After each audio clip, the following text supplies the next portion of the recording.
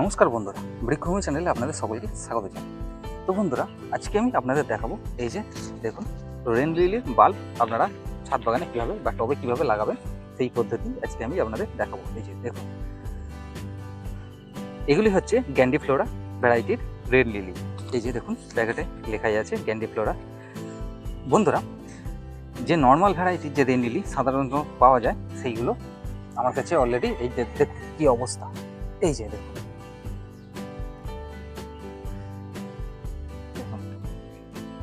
এর মধ্যে কোনো মাটি নেই, শুধুই বাল্ব।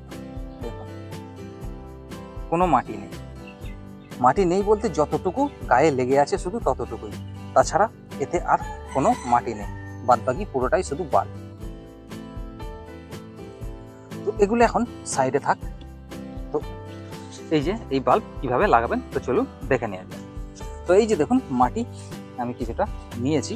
তো এই বাল্ব লাগানোর জন্য এই ধরনের একটা ডাব্বা আমি ব্যবহার করব, আর এই ডাব্বার নিচে ড্রেনেজ সিস্টেমের জন্য বালি দিয়ে দেবো প্রথমে।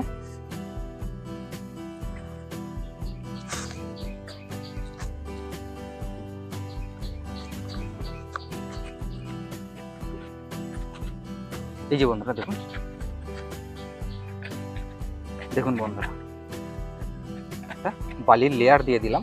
তো এবার বালির লেয়ার দিয়ে দেওয়ার পরে এই যে মাটির সঙ্গে প্রথমে জৈব সার আর গোবর সার একটু মিশিয়ে নেবো। এই যে দেখুন এতে একসঙ্গে দুটো সার মেশানো আছে, 1 মুঠো 2 মুঠো মতো প্রথমে দিয়ে দেব।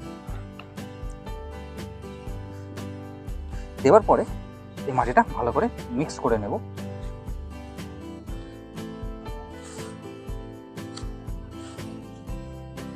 এই যে দেখুন মাটিটা মিক্স করা হয়ে গেল।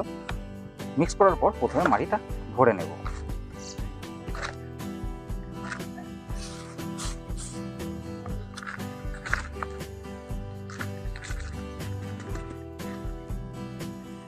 এই যে বন্ধুরা দেখুন মাটি ভরে নিলাম। নেবার পরে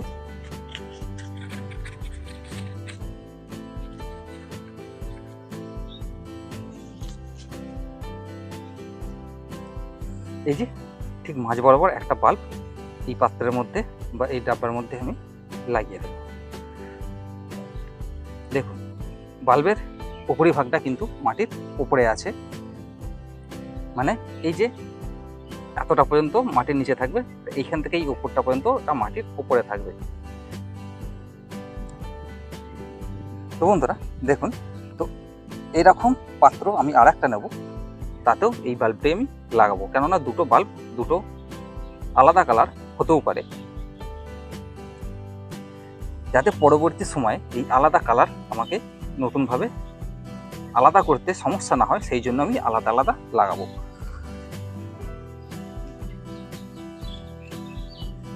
এই যে বন্ধুরা দেখুন আরও একটা পাত্র আমি নিয়ে নিয়েছি।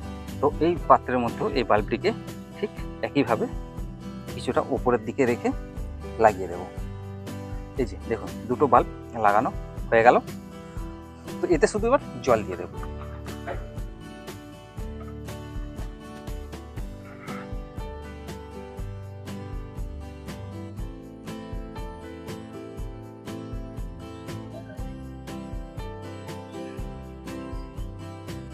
এই যে বন্ধুরা দেখুন জল দিয়ে দিলাম। বন্ধুরা এই যে রেন লিলির যে বাল্ব, এই প্রত্যেক বছর কিন্তু বাড়তে থাকে, মানে আকারে নয় সংখ্যায় বাড়তে থাকে। যেমন এই যে ধরুন আমি একটা করে বাল্ব লাগালাম, এটা কিন্তু আগামী বছর প্রায় এই একটা বাল্ব থেকেই আমি 6টা থেকে 10টা পর্যন্ত বাল্ব এই একটা বাল্ব থেকে আমি পেতে পারি। বন্ধুরা যে দেখুন বাল্ব লাগানো হয়ে গেছে, তো এগুলোকে কিছুদিন ছাওয়ায় রেখে দেবো।